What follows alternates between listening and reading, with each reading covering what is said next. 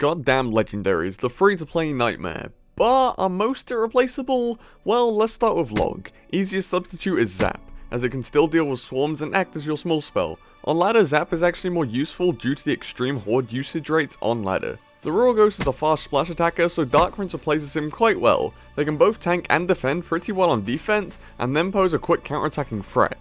Princess was the most difficult one on this list to actually replace, but Dark Gob does a similar job. You can use them both for value and also to bait logs and then punch with a barrel.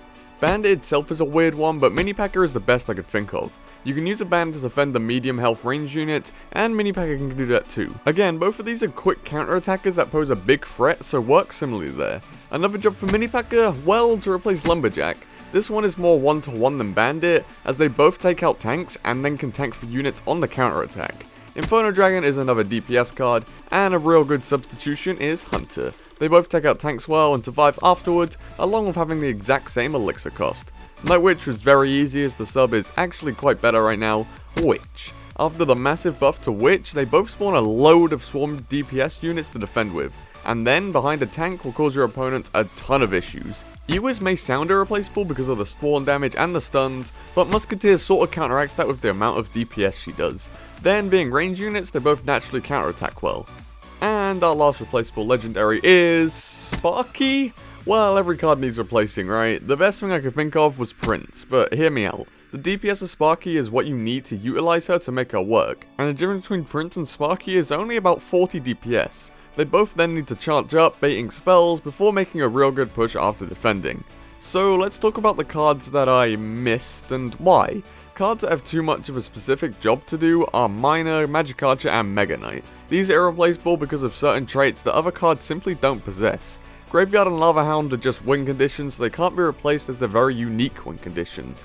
Lastly, Ice Wiz has a specific trait that isn't matched elsewhere, and is bad without it, so no card really replaces it as such. So Supercell definitely aren't watching this video, but the message from this video is to add free-to-play alternatives to those 6 cards. For example, Lava Hound, we just need a common or rare flying tank. It doesn't have to be too complex as long as it flies and has a ton of health. This can easily be done for them all and would solve the problem of free-to-play players not being able to play a lot of decks.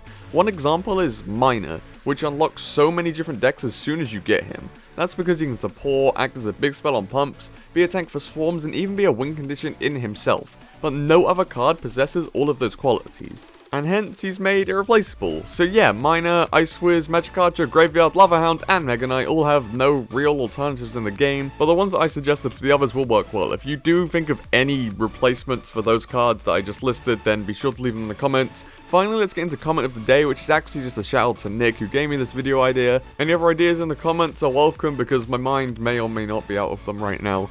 Anyways boys, I hope you enjoyed, and peace.